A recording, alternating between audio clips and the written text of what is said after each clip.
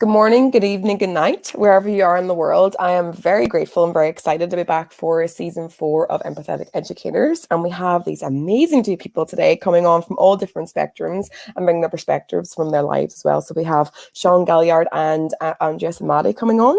And I'm just so excited to be here and for having you guys joining in too. So let's get ourselves on the way.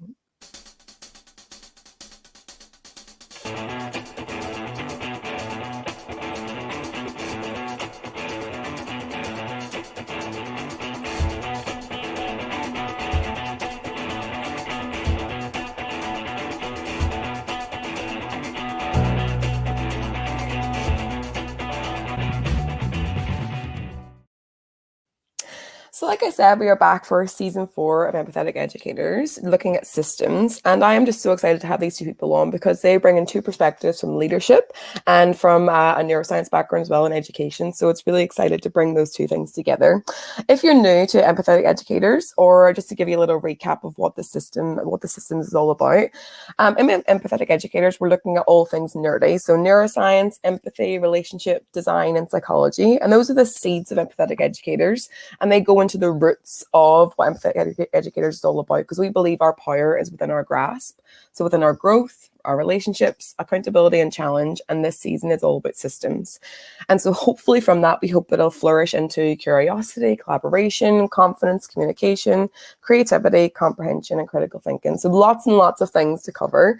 And I'm so excited to have these people on the team today. So without further ado, I am going to invite our two amazing guests onto the show. Hello, Sean. Hello, Andrea. How are you? Hello. Hello. Hello. Good to be here and good to be with you both. Thank you so much. So grateful to have you on. So like I said, I think I love listening to your shows, and I love the tone of your voices. That's what I really love. Whenever you guys are speaking, I really love it. It's very soothing and very relaxing. So I'm really excited to have your voices and yourselves on the show today. So maybe Sean, maybe give you a little introduction to yourself first. Okay. Well, I'm talking in my very smooth, mellow voice, but my name's Sean Gaillard. I'm an author. I wrote The Pepper Effect, and I have a podcast called the Principal Liner Notes Podcast. And in between all of that, I just so happen to be an elementary school principal, and I'm here in Winston-Salem, North Carolina, here in the United States. So grateful. Thank you so much for coming. Yeah, lots and lots of great things you're bringing to the table today, especially with like the leadership angle and then how we can create a positive culture. So thank you very much for coming on. And Andrea, do you like to let us know about you? Absolutely. Good to meet you, Sean. And I've looked at your stuff. And thank you so much, Naomi, for having me here today. Andrea Samadi, former educator, host of the Neuroscience Meet Social Emotional Learning podcast. My background is a former teacher, and I got interested in bringing neuroscience and social emotional learning into schools probably about 8 years ago when I partnered with the Department of Ed. And my passion is neuroscience, social emotional learning, and trying to teach these complex ideas, break them down so that anyone can use them. Practical neuroscience in schools, sports, and the workplace. Thank you so much. Yeah, that's what I really love about your sessions is it is really practical takeaways, and it brings because neuroscience can be very daunting and very whoa, like that's very big, but you really do bring that down to like a level where I can understand. So yeah, it's very good to have it. So yeah, thank you. And we also have lots of people coming in live. We have Shannon coming in, saying good afternoon to us. Hello, even a little wave on there for a picture. Hey Shannon. And we have Debbie coming in saying good evening. So we're in good evening in Debbie's little land as well. And we obviously had Lauren coming in as well, Lauren Kaufman too. So we have some amazing people coming in, saying they want to look excited to learn from us too. So if you are watching, say a little hello in the chat, and we'd love to hear your takeaways throughout the show too, so we can add them into the conversation. So let's get ourselves started with question 1. So I'm going to put the question 1 up there to begin with. And for me, so question 1 says, what could be added to teacher training to help us better understand our learners and ourselves? And this really it stemmed from a session I was listening from you, Andrea, about neuroscience and about SEL. And it was with Dr. Kelly Munger and Megan Marcus. And this quote really, really resonated with me. There is a massive mismatch between a teacher's training and their task. Naturally, they feel like a big failure because they might say, I was trained for this, but I don't feel prepared at all. And that really resonates with me and my own experience, just going into teaching and thinking, okay, I've done my learning, I've done my university, I'm ready to be a teacher now. And you feel like I just literally was like, that was probably one of the biggest downs I've ever had and the biggest failures I've ever felt, because I wasn't set up for success, and I was almost hiding feeling all those feelings because I felt everyone else is just getting on with it. Why am I the only one that's not feeling prepared? So yeah, what was your takeaways from that session, and just linked into that question of how can we help with teacher training? Yeah, definitely. Thanks so much for bringing that out, because that was a huge one for me personally, going in and being given my first teaching assignment out of teacher training was a behavioral class. And it was me and those students, and then I would turn around and try and teach, and then the chalk brushes were flying. And I thought, you know, of anyone out of all my friends that went into teaching, I would be the least likely to have given up or quit. And I was the first one to say, this is not for me, because there was such a mismatch. There was nowhere for me to go. There was no resources. I was given some sort of training in something called tribes, was putting your kids into groups, but there was nothing out there on how to understand why my kids were behaving this way. So I just never could let it go.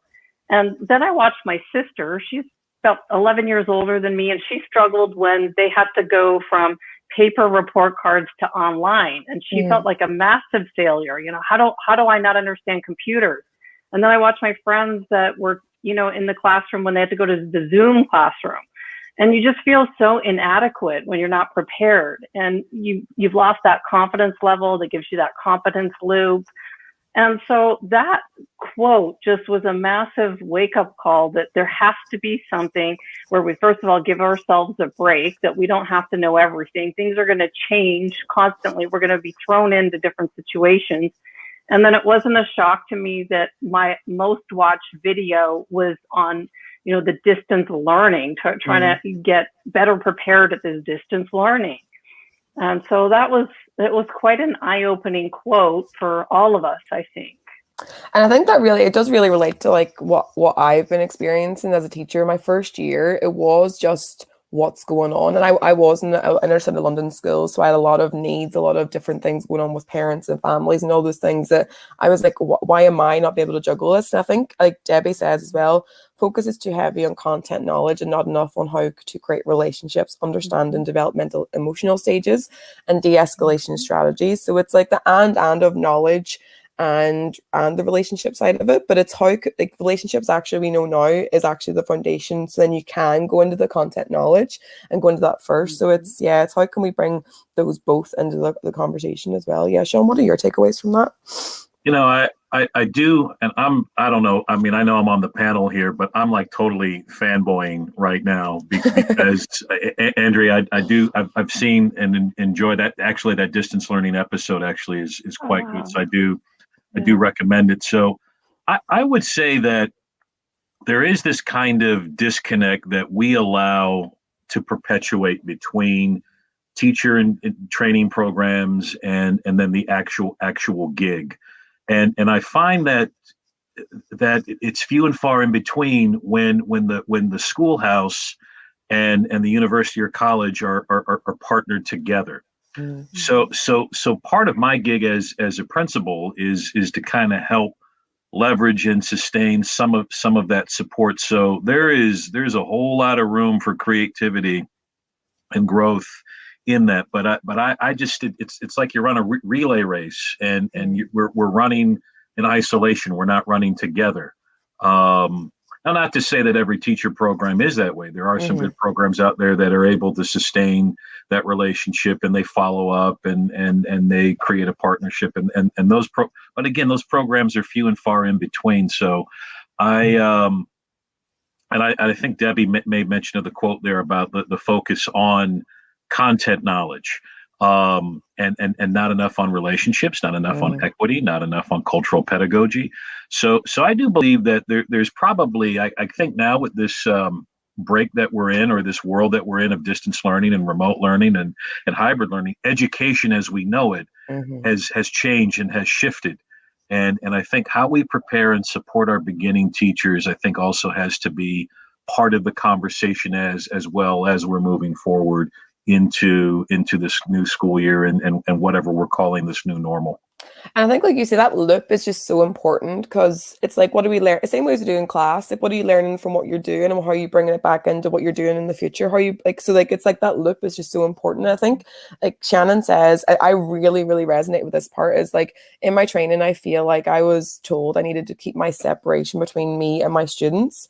I quickly learned that relationships matter and it's the only way to thrive. So like, I was talking to George Corser about this, about like, I was told to kind of like keep your emotions at the door and like so you feel like you have to like almost keep everything that you're going through and not let anyone else really understand it or see it.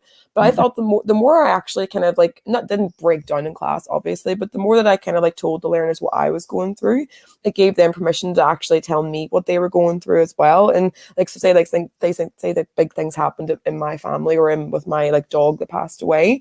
I was able to tell them like, oh, I'm feeling this right now and I'm feeling quite sad, and it made them kind of be like going back to empathy. It made them empathize with me, and then allowed them to give them permission to actually share their feelings too. So yeah, it's a big thing. And I think like almost like, yeah, go ahead. Well, if they don't get to know you as a person, they're never going to trust you. And so you have to let yourself open up a little bit for that trust, or they are not going to learn content from you. So you have to have that relationship before they're going to listen to you about what content we have to get in the class. And I think like because it goes back to teaching again. Like I seen this photograph, I think was Karen Compton shared today, and it was like about this teacher, and she had all these different things that she like all these hats that she was wearing basically. And I think obviously as teacher training, trying to train us to actually have all these hats that we wear as well, because we do have to know content knowledge, we do have to know relationships, we do have to know all these things.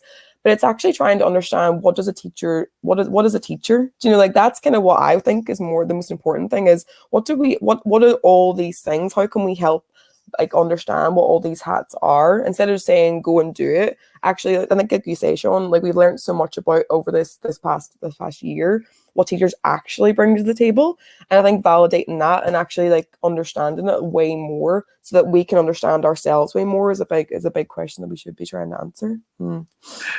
Absolutely, and even in the distance piece, I mean, we've had to kind of recalibrate how we connect. To Andrea's point, how we display and show and demonstrate transparency, humanity. I mean, and there's a whole paradigm shift that's going on. It's exciting and it's scary at the same point, but again, all of the hats we have to honor and we have to balance and we have to provide support for each other for that. It's so important. Yeah, I think there's like I said, like your two sessions and hopefully empathetic educators as well. The more we have these conversations, the more we can bring to like actually what's going on and try and understand each other. Because like you say, Andrea, at the very start, sometimes we just didn't even share it. We didn't even like let people know how we were feeling, what we were going through. So as teachers, we were kind of like comparing ourselves to each other, but a lot of us were actually going through the same thing. So the more we can like understand this as a group and hopefully bring that into the training and bring that into the space then. And like you say, Sean, have that weaving part. Hopefully we can have like more conversations in that space too. So yeah, it's a really big question and a really big thing, but I think through these conversations we can try and understand them too. So I think like Lauren said, in order to our students to be available to learn, we need to create conditions where our learners feel valued, safe and connected in the classroom community. So yeah, it's just like that for our kids. We have to like create that for our teachers too. So it's a big step hopefully in the right direction. Right on. I think like that kind of leads into like our next part of like understanding ourselves as well as understanding our learners. And so as part of empathetic educators, I want to create little spaces where we can have professional conversations, but also personal conversations. And so I wanted to bring on our like a part of this segment, we listen to music or movies. And I was very shocked and surprised that Sean, you chose a little band from Liverpool. And well, what band would that be? Well, if it's the band over my left shoulder, which would be the camera's right shoulder, but a little known bar band from Liverpool. Some of you may have heard of them. The Beatles. I don't know. I don't know why people associate me with that little known bar band from northern England. So I would have actually been very surprised if you had like to go on all out there and just chose like, I don't know, Boyzone or something. I don't know, like some I'm like, oh, go ahead. They got some good marriage too. Yeah. Boys. Yeah, Boyzone. I love that band. But yeah, I'll put on the little quote that you brought to the table, and maybe say like why that's a big quote for you, and yeah, and what's your takeaway from that? Well, that is actually from the Let It Be album. It's the song Let It Be, and it is my favorite album. It is, and for some Beatle fans, it is the most hated of all the Beatle albums. Most people say, when they say a favorite album, they'll say Abbey Road or Sgt. Pepper, but that song to me resonates a lot of hope. The story behind it, real quickly, Paul McCartney was going through a really tough time with the Beatles, and they were on the verge of breaking up. And his mother, who passed away when he was 14, died of breast cancer, came to him in a dream, and he was kind of sharing with her in the dream what was going on and the struggles he was going through. And she's the Mother Mary in the song, and she just said, "It's okay, Paul, let it be." And for me, that song just conveys a lot of hope. A lot of and hope kind of fires me up. Hope inspires me. I believe that we as educators, we are not only are we in the business of building, and we need to take what Lauren Kaufman said in that quote. We need to bronze that. Everything Lauren says and writes, I think, needs to be bronze. She's an amazing educator. But I believe that our job, our gig is to channel hope. And to channel our kids, and knowing that they are the hope for the world. So that song conveys that for me, and uplifts and inspires me. That, when the brokenhearted people in the world, living in the world, agree that there's going to be an answer, let it be. We're going to get through this. We're going to make it, and we're going to make a positive difference for not only ourselves but for each other and the kids and teachers and families that we get to serve. I love that. And I think it's like, I think, thank you so much for sharing that. And obviously I love whenever you have your background towards the Beatles. That's what I love about your podcast is, I didn't even know that was a story behind it. So I think it's such a great takeaway, like the hope part. That's why I felt about my community and like our community that we've created across this year. I think sometimes like whenever it's happening, it's really big in your own world, going onto Twitter and actually like having the community and touching base and seeing what's going on, and knowing that we are in this really tricky situation, but talking to each other again about how we're going through it and what we're doing to help each other get through. The hope's kind of like all we have, isn't it? Like it's like each other, and hope is a really big important part. Yeah. And I think, like Lauren said, like it's thanks, beautiful Sean, thank you. And I think like, and yours quite similar, Andrea, about what your story is behind that space too. So I'll put up your quote and just let us know about your story behind that. Yeah, definitely. I was actually given this song by Whitney Houston by a group of leadership people that put it on a CD for me when I was starting my programs for students in the schools. And they're like, "This song is you." And when I listen to the words, I believe the children are our future. It's like the kids in the world that are starting out, they have so much potential locked up inside themselves. And I just remember myself in 7th and 8th grade with, not feeling confident, being insecure, and not having the skills to really use the potential I knew I had. And so that's where the social emotional comes in. They're our future. Look at all the people that blew up, like Facebook was created by a young kid. And in my early days, I had a magazine and I would feature young entrepreneurs that were just blowing up the world, like going on Shark Tank and getting funded, and then starting businesses and starting trends and having followers and meeting presidents. I really do believe the children are our future. We've got to teach them well and let them lead the way. Like, we can learn so much from kids. Like, it was a teenager that taught me how to code my website when I was going online. Like, I have not got here on my own whatsoever. I didn't have any skills or talents to be where I am.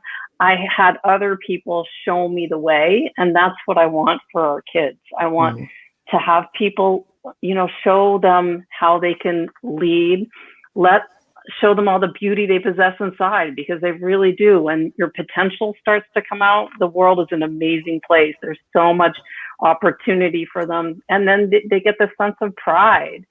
And then it's fun. This is what life is. This is really why most of us became teachers, to show people the way. And to me, it's through social emotional learning, get a little bit of the brain science in there, and anyone can skyrocket. That's so beautiful. That's such a beautiful, like, I totally agree. And I think whenever me and my partner have had like a little drink or whatever, we actually put this song on, and I'm like it really gives me like a really good, like, powerful thing of like, that is why we're doing what we're doing. And I think that's what I love about what you're doing, like that SEL and Sean is like trying to give that hope and trying to look forward, but also like you say, like whenever Keisha was on this week, she said about they're not on their way to being something, they actually are something. Like our kids, sometimes we kind of like say like you're trying to like get over here, but actually where are they at right now? And like you say, I've learned so much whenever I've changed, kind of like flipped the classroom of me, instead of me giving all the knowledge, I'm the one that does all the like the thinking and what I give to them. The much of things I've learned from them, and I'm like, what? Like that's like, what? Oh, that's so crazy! Like how much they can bring to the table as well. I love what you just said. Yeah. Yeah, that needs to be bronzed as well. And let's face it, nobody else can sing that song but Whitney Houston. Period. And it is so. That's such a man. That's powerful. And the thing too is we don't understand the impact that we have. And we don't understand that. We're engaging with kids who may be the next, or who will be the next Michelle Obama or Steve Jobs or whomever. And I know part of the question earlier, Naomi, was the whole notion of movies and things, and part of, and again, I gave you the song lyric, but I always like those movies where we meet the superhero before they're the superhero. And I love to see like the mentor or the teacher, or if we're watching a biopic, about somebody, I always tune into the characters who just so happen to be the teacher or the teacher figure or the mentor figure. And I'm always fascinated with that part of the hero's journey or that biography of how, that there were people along the way. Batman didn't become Batman without Alfred, his who was his butler, but was also his mentor. Luke Skywalker didn't become a Jedi Knight, or Rey didn't become a Jedi Knight without Luke Skywalker. Luke Skywalker didn't become a Jedi Knight without Ben Kenobi. So I'm always fascinated with that, because I always am reminded about the power and majesty of our work as educators. Like, wow, we're stops along the way, but we're stops along the way for potential greatness, which again gives me great hope. Well, it's yeah, and I think that really relates to what Andrea's saying about how we can like open the doors, but also like not close the doors. I think that's why I sometimes think about as well. Right, sometimes like it's like, yes, we can like open doors, but like sometimes they're already on that path, and we're more like stepping aside and saying like, how can we help you get there, rather than like actually opening the doors for them. And that's why like, yeah, I love what Andrea's saying about, you're saying about like that, like we're along the way, like we're like a helping them, but actually we're not always the one that's telling them to get there. It's actually how are we helping them just be who they are and what they actually have in that space as well. Yeah, I think like Lauren just said, like, Andrea, you nailed it. This song really resonates. Let the children lead the way. The children are the curriculum. Listen to them. They will tell you where to go. And like it's like Shannon says as well, thanks for the insight and share. Like it's all about hope. It's really great to hear and have these conversations together too, because it's powerful. We can like, I think that's what I love about these, even though I'm like kind of like hoping that the audience gets out of it, I'm just loving having you guys here as well for myself. I'm like, yes, I'll bring that into my classroom. I'm like buzzing off it too. So yeah, thank you guys for coming on and sharing that with us too. And I think like the next part of it for this season, we have Barbara Oakley. So Barbara Oakley, I did a session with her last year, and for me, her sessions are all about learning how to learn and understand, but like the power behind us actually teaching ourselves how we learn, not just what we learn. And so we're going to share a little video from my clip with her, because our next question that we're going to be looking at is, how can learning about our brain and its functions help us set up engaging learning environments? So yeah, let's listen to what Barbara has to say, and then let's think about what our takeaways are from that too.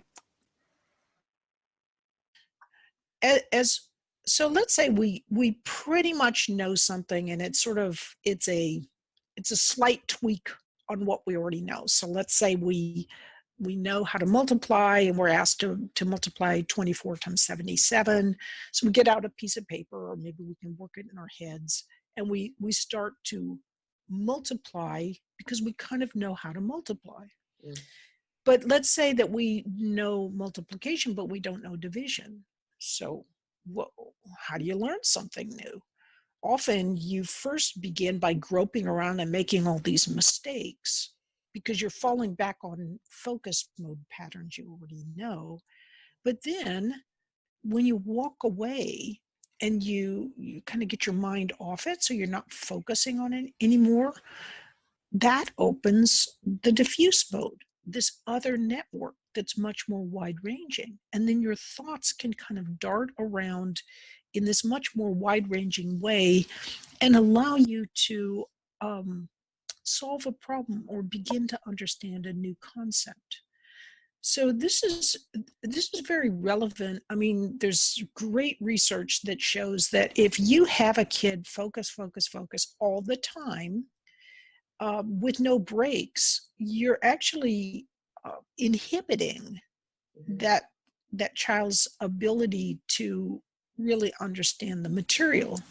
Because when the mind isn't on it, when the mind is more relaxed, what's actually happening is, as you were learning things, you were kind of copying some ideas and patterns and so forth into your hippocampus, the neurons in your hippocampus.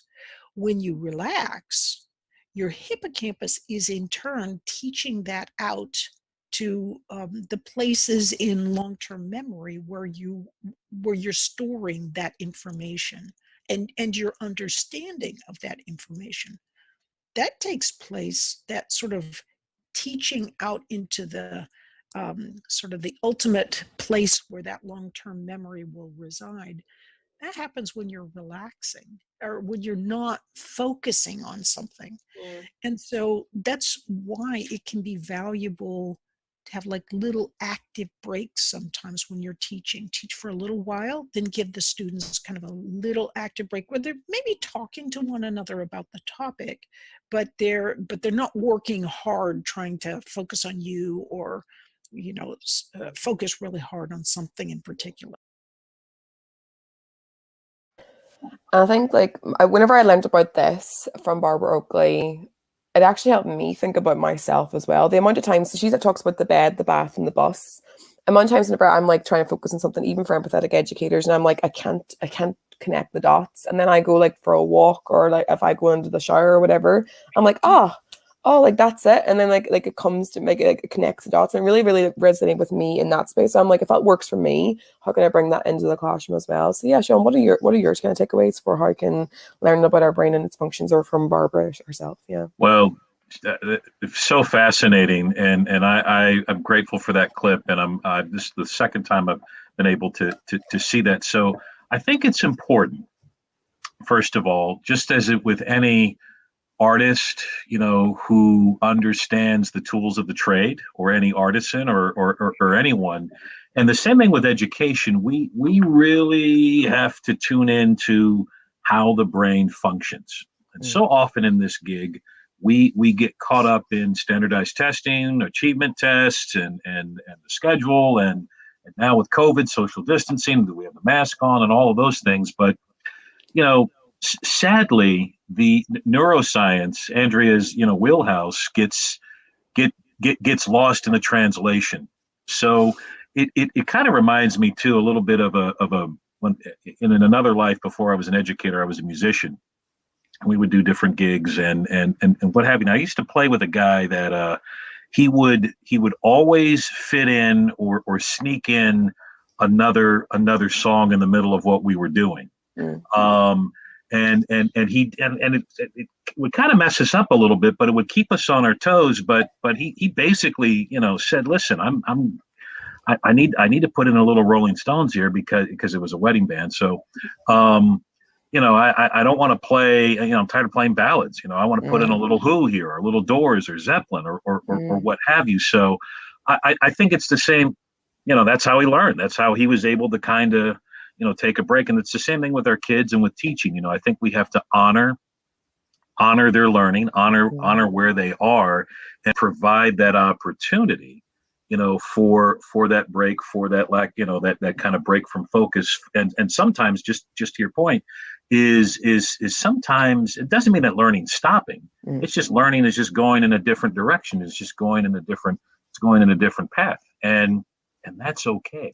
And I think that's it's giving permission to going back to teacher training again. It's giving permission for teachers to understand that that's okay. I didn't know about this until I started, because I was the reason why I'm so passionate about neuroscience is because I was we're dealing with the brain. That is literally the organ, the part of our body that we are trying to grow and trying to help.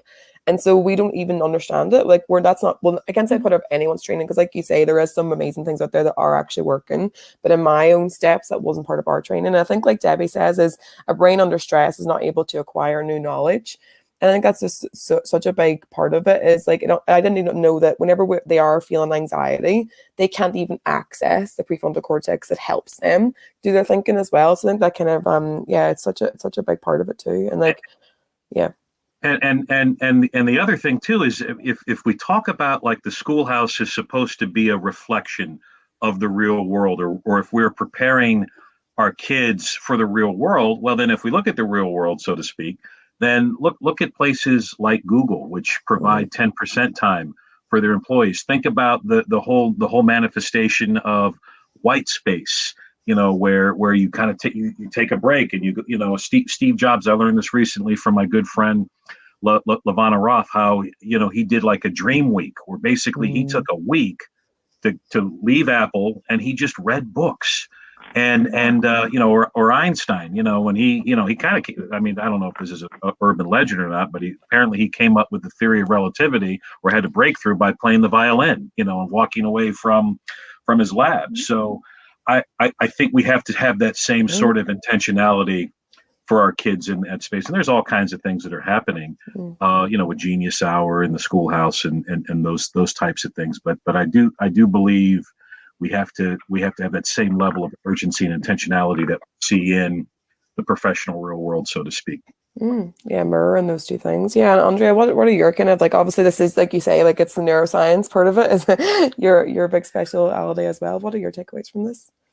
Yeah, it's interesting because before I had this understanding of neuroscience, it was how do our students learn? And I was pounding the walls trying to get them to learn. And then you get an understanding of the brain. You understand how the brain learns to read. All these different things that we're trying to teach them in school, we can understand it better through the brain. And then what she was saying about the unfocused thought was really powerful, because we've got these networks in our brain now. You can't Google or go and look on, let's say you're trying to do some research and you go on pubmed.gov. That's where all the research articles are published. Every one of them now talks about these brain networks. And in these brain networks, we've got our default mode network, let's say. It's the largest one. It's our imagination center. And Marty Seligman named it Imagination Center, because we've got to be able to go from our default mode network, our imagination side, to our central executive network, where we think, where we're focused, but we have to be able to go from one to the other, or we get tired, our glucose depletes, and we cannot learn. And what you're saying, Sean, I talk about it all the time. Einstein learned his theory of relativity from this unfocused time. It's been something that's come out in all of the episodes that I've talked about. We have to have mind wandering.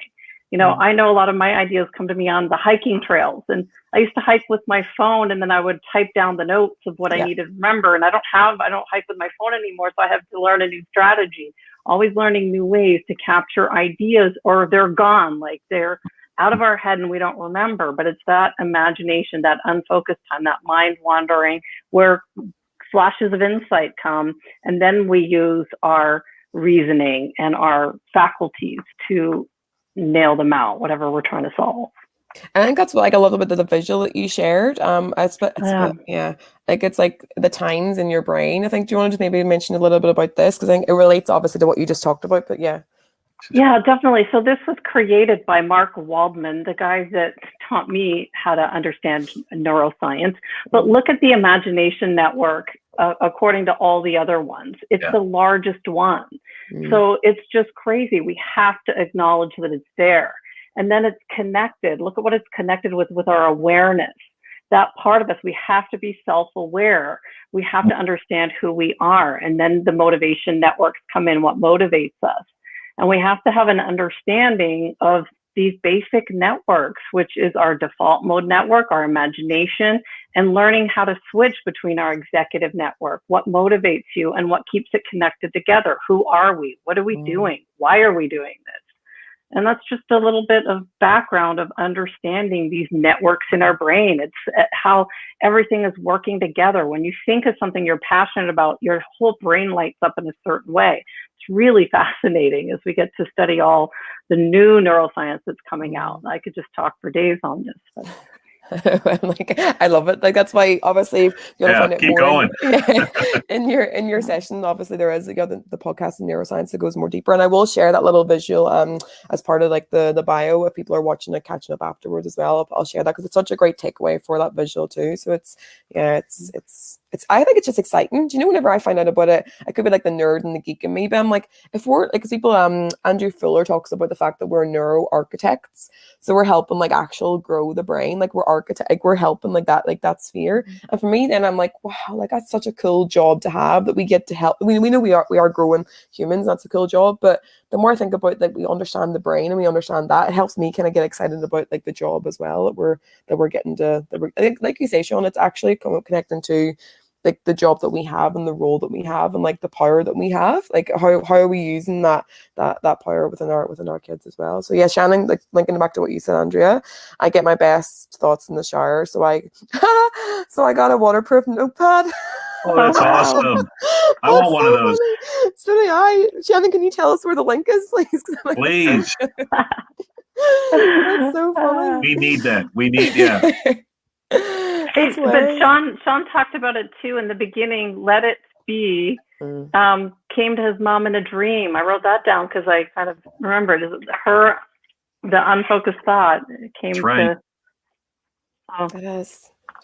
Yeah, there's and that's, you know, I mean the Beatles went to India, you know, to study transcendental meditation, and that's where they came up with one of their great albums, the White Album, you know, which has got so many great songs. I mean, I love seeing those tales, but I mean, in our schoolhouse, we have a time during the day called Maker Morning, where students have an opportunity to either do free creation, to design, you know, something about in the morning too, and we're also trying to kind of dispel on some of the stress and angst with COVID, because we have to screen and do temperature checks. So it is, you know, those kinds of times when you can build them into your schedule and you take that risk, and I mean, I get it. I mean, I'm a principal, so I am accountable for test scores. I'm accountable for growth, but I also know that if I don't provide that time or provide that venue, then I might not get, you know, that other kind of achievement growth. But yeah, that kind of free play and shower. I mean, I need that notepad, Shannon. We all need that. Where is it? Yeah, hopefully put the link in now, so we'll get that later on. Yeah. So, or she can tag us on Twitter, because I wanted to. Yeah. But I think that kind of ties into like the next part, Sean, because like that sphere of what you're actually talking about is like the next question of how can we create positive learning environments for our staff that transfers into positive learning environments for our children. And this really connects now into like the next part of it. And what I loved about like what you bring to the table, Sean, was like your leadership element and how you're trying to weave, like you say, there is big risks for leadership, and they have to know like what's the gain for their whole community by putting these things in and out. And so I really liked your takeaway, your quote from your principal liner podcast, and it says, well, if anyone hasn't found out about it, or if anyone's listening and would like take it, we've got really great takeaways. And like we talked about before, it's obviously related to the Beatles, Sean, isn't it? Your favorite band. I don't know why. Maybe. But I love this quote about Celebrate Mondays began as a small ripple of positivity at that time. And yeah, so I think like maybe go into tell people about that #Celebrate Monday. I love what you're doing in that space. Maybe just tell us about that and how it does link to positive cultures of learning. Sure. So thank you. I appreciate your kindness in sharing all that. So I'm gonna I'm gonna ask if Andrew, if I can piggyback on your neuroscience thing just a little bit here. And Yeah. I'm not an expert in it, but I have an appreciation for it. So, I mean, the brain, we, kind of operates on certain levels when they know that, or we know, or the brain knows or is aware that this is a safe space, right? Like, we go into a Starbucks coffee house, right? And we're willing to spend, $8 for a 35-cent cup of coffee, because we feel good when we go, or that's the whole design of that. Or you don't go into a doctor's office and knowing that you're going to get yelled at or whatever. There's certain intentional things that happen in certain places that are to make us feel safe, and our brain is in tune with that, right? And if not, then that's where all the stress kicks in, and fight or flight, and all of those things. And for many of us, whether we're a student or teacher or principal, a lot of us have had negative experiences with school. I like to say that I spent so much time in the principal's office that that I got, as a kid, that I got an internship and didn't know it.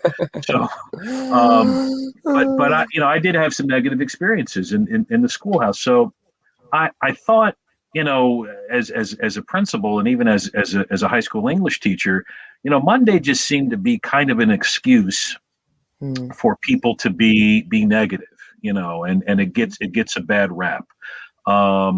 I read a great book by one of my heroes, Todd Whitaker, which he co-wrote with Steve Grunert, a book called School Culture Reimaged. And I came across a page in that book that basically said, if you want to bust a culture, if you want to bust a negative culture, why not celebrate Mondays? And I thought, wow, that's kind of cool. And at the first school I was principal at, I was trying to get our staff to get online and Twitter. That's when Twitter was really kind of taking off, and PLNs and those things were taking off. And I thought, you know what, how about for a 2-week period of time, let's all get on Twitter, and we'll use the hashtag Celebrate Monday. And if we can all just tweet out one good thing that's happening in our schoolhouse, or in your classroom, or a compliment, or a shout out. And I just kind of did it as a social media experiment, not knowing that it would kind of continue and take off and go beyond Twitter. And so I'm very grateful for that movement. I'm very grateful for principals. Like, there's a great principal in Michigan here in the United States, John Wenstrom, who does a Celebrate Monday assembly, and he begins his schoolhouse on that way.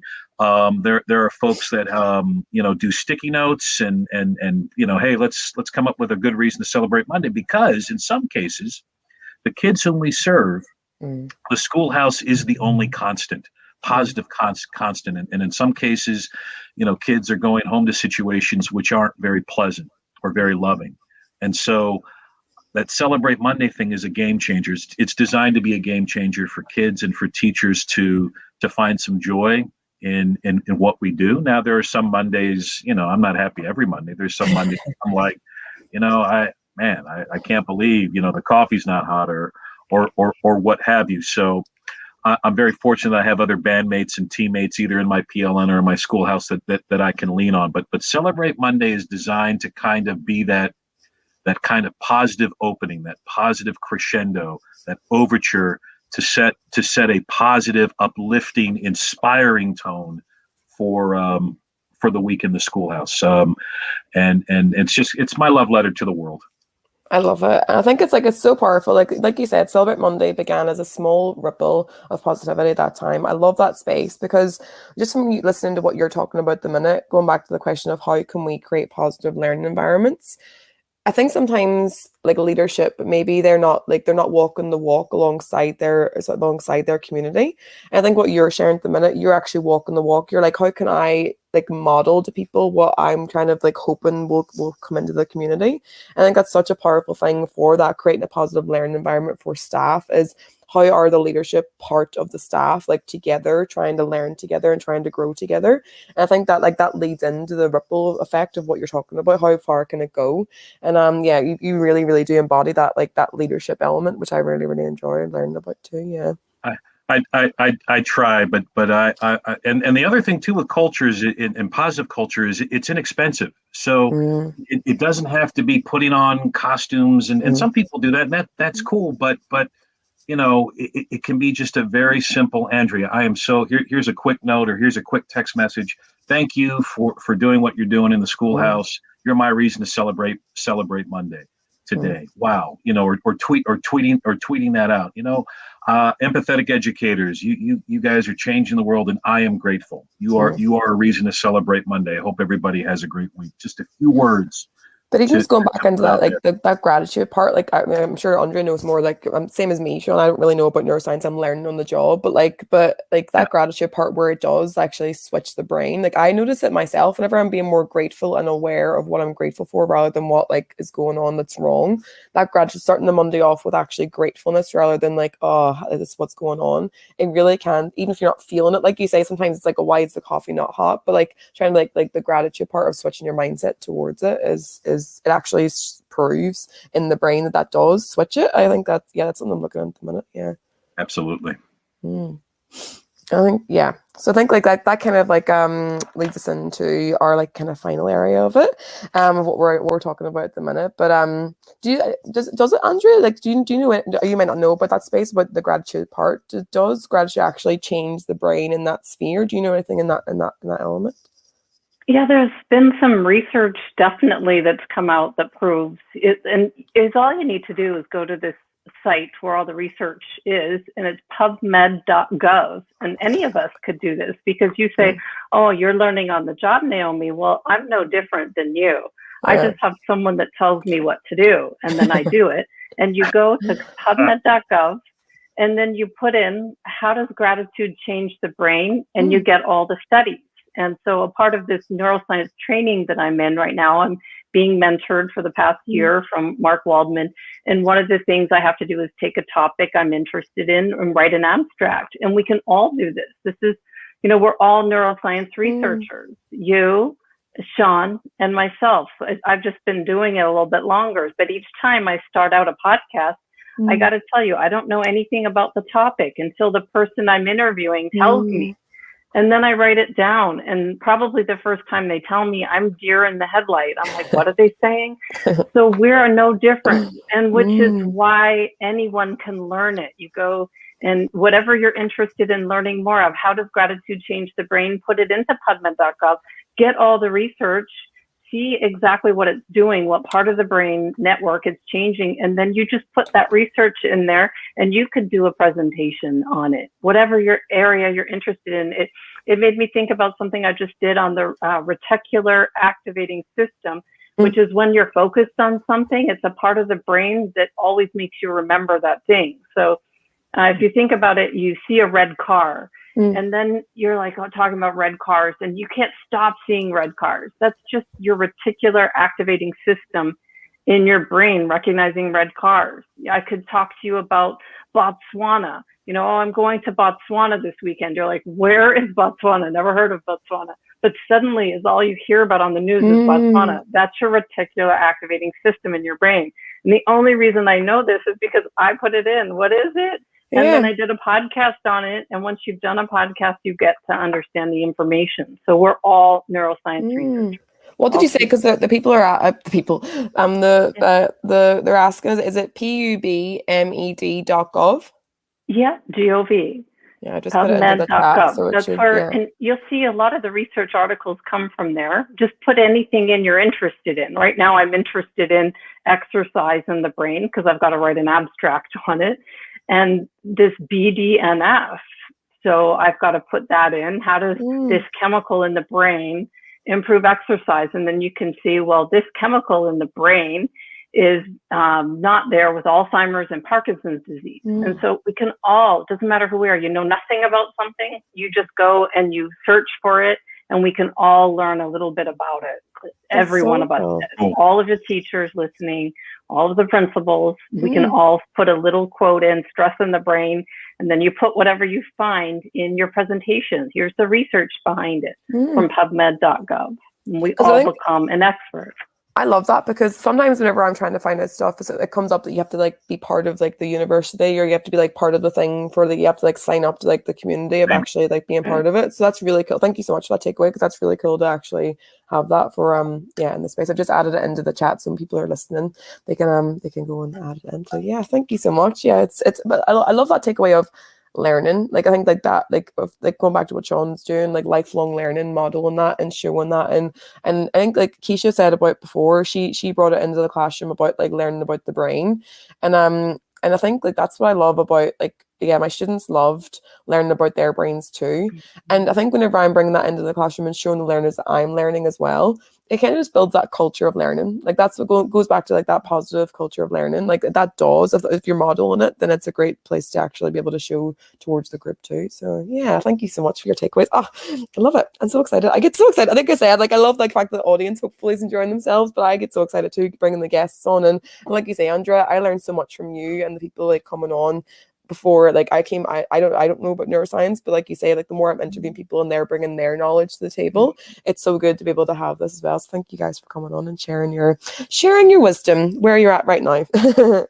Well, going back to like the personal side of things, we've had the professional chat. And now we're going to go back to the personal side of things as well. So as part of the end of each show, I'd like to talk about Global Light Unite, because we are from all around the world and we are sharing our perspectives from all different spaces. And I just thought we could share where we are in the world, or where we have been in the world, and a little takeaway from that too. So we'll start with you, Sean. In your amazing hat. I wonder who's on your hat. Yeah. Where you're in the world. Give us a little takeaway about you. That's kind of a shocking picture there. I don't know where you got that from, but anyway, that is it's kind of, there's kind of a 3-in-1 alignment of my passions there. So first of all, the hat is of course the Beatles, John, Paul, George, and Ringo, and they're just real quickly. I mean, I'm not an obsessed. Okay, I am an obsessed fan, but.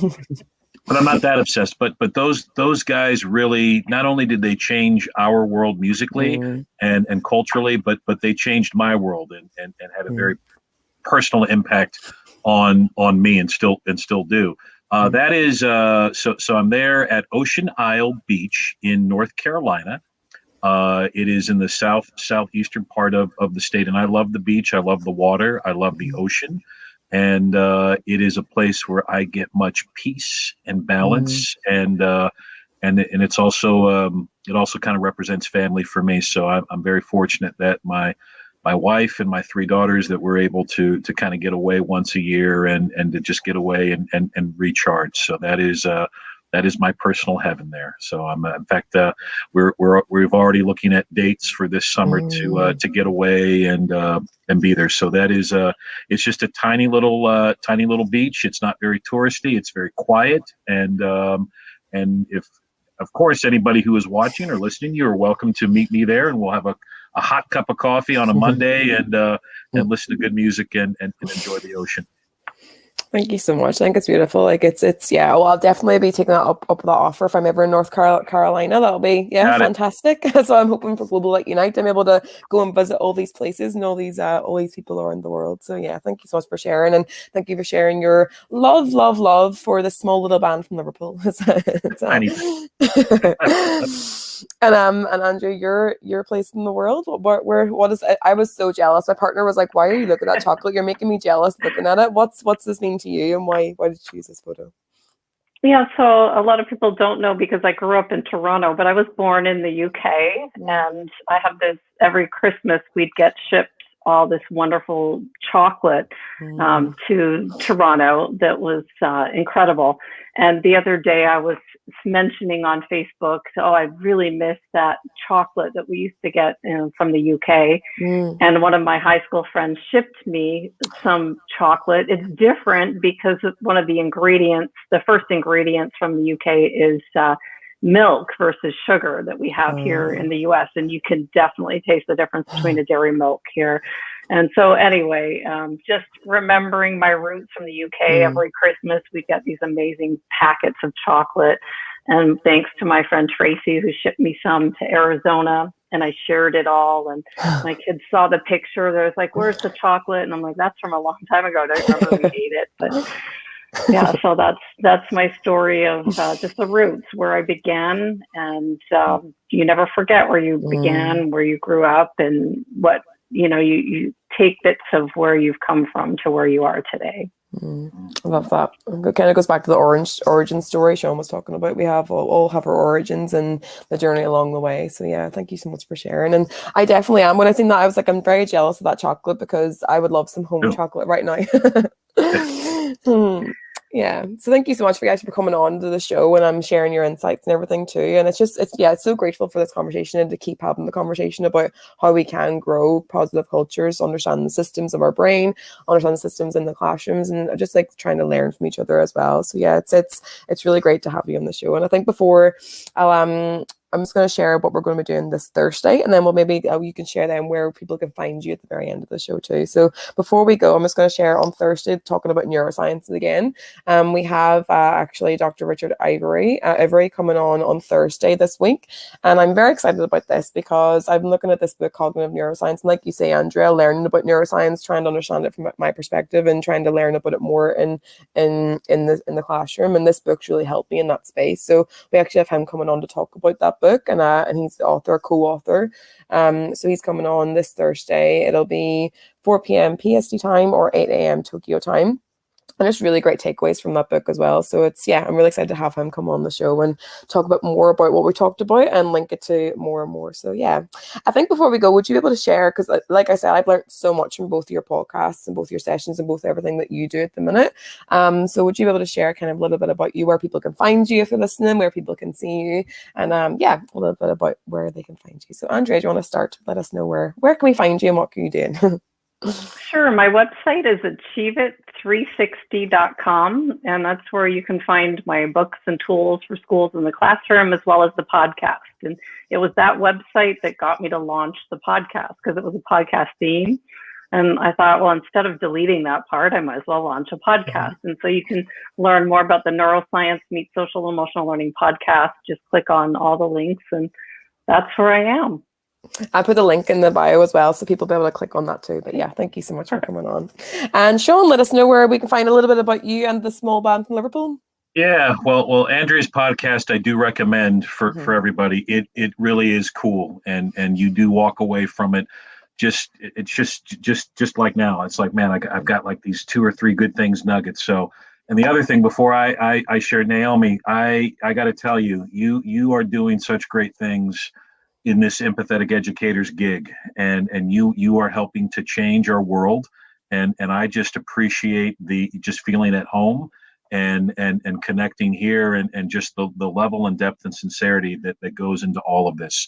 I'm giving some behind the scenes things here, but it really is special, and it's special to be a part of. So I am very grateful for you and everything that you've done with this whole operation. So it really you are my Beatles. So.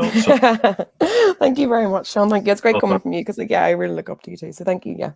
I'm a huge fan. So you guys can find me. My podcast is called the Principal Liner Notes Podcast, and you can get it off of Spotify or Anchor or Apple Podcast. So it's there. And I'm closing in on the 50th episode for that, and it's an invitational kind of episode. So if anybody has a song that they want to share that means something to them or has uplifted them, please contribute. I'm on Twitter at SM Gaillard as well, and on Instagram there, and or I'm at your friendly neighborhood local record store. So that's usually where you can find me. So I'm very, very grateful to be here and to learn with both of you guys. Thank you so much. Yeah, thank you guys for coming on, and thank you to the audience. We have some people coming on saying thank you so much, what a great show, and looking forward to subscribing to your podcast. Some people haven't seen you before, and some people who have. So yeah, it's really great to have people on and keep sharing and keep learning together. So that's the end of Empathetic Educators Season for episode 1. So that's fantastic. Thank you very much for coming on. And yeah, look forward to hearing our takeaways from the show as well. So if you're looking online, then you can catch up and you can find out more about this on empatheticeducators.com. And if you would like to find out more about that, then you can look at our app, bit.ly/educators app. I'm off this week for spring break, so I'm going to be updating a little bit on there too. So we'll have more and more coming onto the app, and I'm updating. So if you would like to subscribe or find out more, then you can on there too. So without further ado, that is the end of our show, and I'm very grateful for you guys to come on. So thank you. Bye, team. Bye. Bye. Thank you. Thank you so much.